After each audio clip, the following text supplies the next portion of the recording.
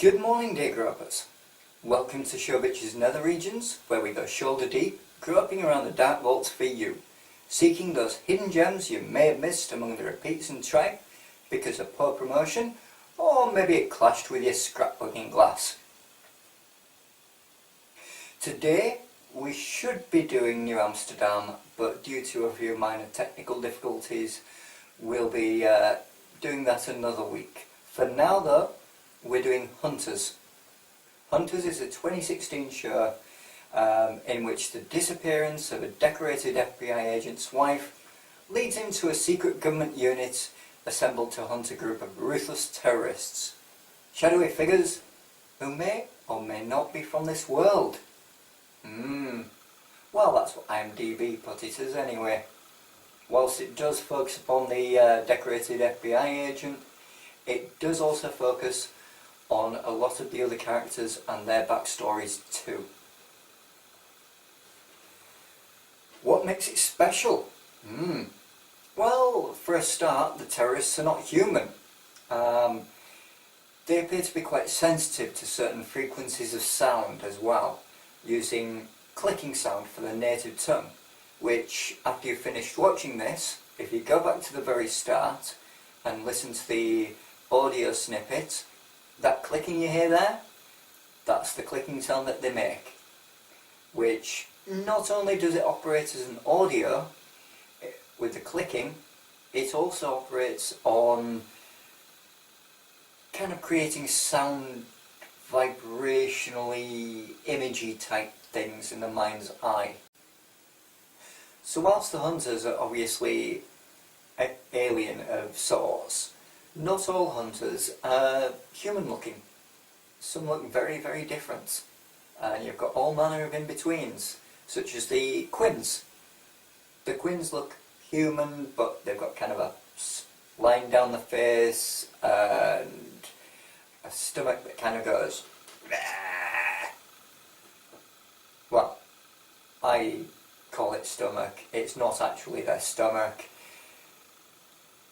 But you'll have to tune in to find out why they do that. I'm sure you'll quite enjoy why they do. Each episode title was actually written by Andy Gray and the legend himself, Gary Newman. So, if anything, you've got excellent music all throughout. Further proving this point, of course, is the episode titles. Every single episode title this season is based around a different orchestral manoeuvres in the dark song. So the title of the episode is actually an OMD song, which, I don't know about you, but I think that shows attention to detail and makes it all that more special. Who stars in it? We have Nathan Phillips. Nathan Phillips you might recognise from Wolf Creek as Ben Mitchell. In this, however, in Hunters, he plays Finn Carroll, the FBI guy who's done 2 tours of Afghanistan and his wife was taken by the Hunters. So, of course, he's recruited by the ETU, the Extraterrestrial Terrorism Unit, which I'm going to have to check out if they've got a logo, because I think that'd make a pretty cool sweatshirt. Maybe even a hoodie as well. Who knows? But that's my own personal clothing tastes. Anyway, he's also got a bit of a drug addiction because he's suffering PTSD, and he's quite a multi-layered guy. You'd think, he's just a grunt soldier who went to play cop in the FBI and now he's playing soldier cop with the ETU, but he's a much more layered character. Next up we have Brittany Oldford. Not one of the Brittnys from Lucifer, but a different Brittany. She's more, well, I think you'll all recognise her from The Flash. She played Shauna Bays, also known as Peekaboo.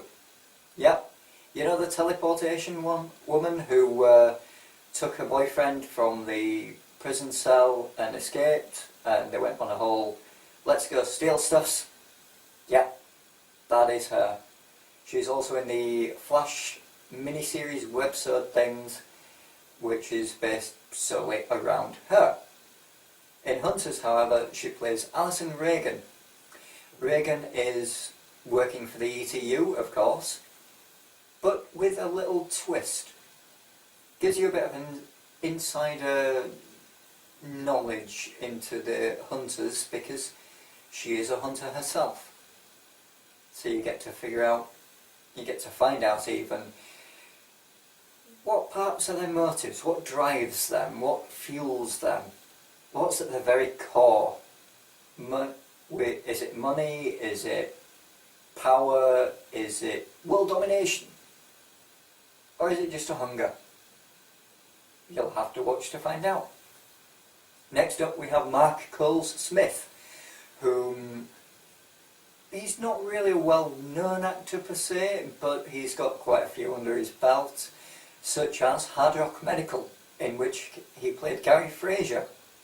I may have to check out Hard Rock Medical because it does sound interesting, and I may be covering it at a later date here on the show. He plays Briggs in Hunters, however. Briggs is one of these hard-ass, take no shit from anyone soldier dedicated to the ETU cause.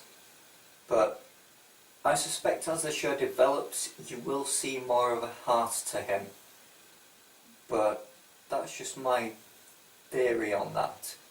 Something must have made him so cold, clinical and militaristic. But what? I'm not 100% certain of this. But hopefully we'll find out in the future.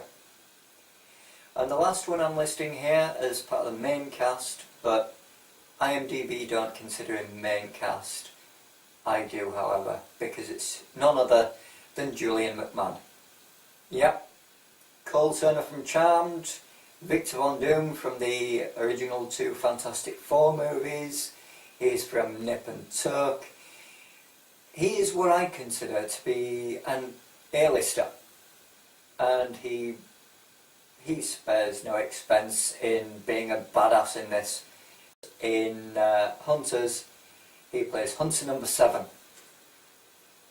He also plays Lionel McCarthy, which is his human assimilation name. He's such a high-ranking hunter that's really quite sick and twisted and disturbed, and he's got a fondness for bomb making and, of course, the end of humankind. And, of course, to blend in, as well as being known as Lionel McCarthy, he is also a DJ, known as Cymatics Society. So who created this? Well, it's actually based on the 2014 novel Alien Hunter, from the writer behind Communion and Alien Abductee, well, alleged alien abductee. If you check the forums, some do consider him to be a bit of a disinformationist, but is he? Whitley Strieber. Whitley Strieber, I enjoy his work. I do. He's done some other TV stuffs and he's done a few movies as well as the books, and he's quite a good read. And he really does an excellent job on this show too. The show's aimed at fans of sci-fi, of course. All those who like aliens coming to Earth and trying to take it over, conspiracy theorists, even those with a love of military action-based shows, because it's strongly military orientated, with the rebels being the hunters. And also, if you're a follower of Whitley Strieber's work, it's one to certainly check out. Me, personally, not so big on the military stuff, but I do enjoy seeing how they interact, how they approach a situation, how they tackle it. It's really quite fascinating from that perspective. But I'm watching it more from the conspiracy theory side of things, and I'm a big fan of sci-fi. Also helps that there's someone that's been in Flash on it. Big fan of Flash. Unfortunately not covering that here. Anyway, It is set all over. Pretty much all over. It's set in a jungle, it's set in Maryland. It's also set in northwest Washington DC, which is the home of the ETU. But I think it does it more of a global type of setting, purely on the basis that it really puts into context how the hunters are all over. It was originally aired on the SciFi channel and is still airing to this day.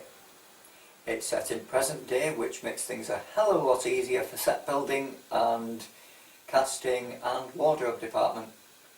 And it started in America on the 11th of April 2016.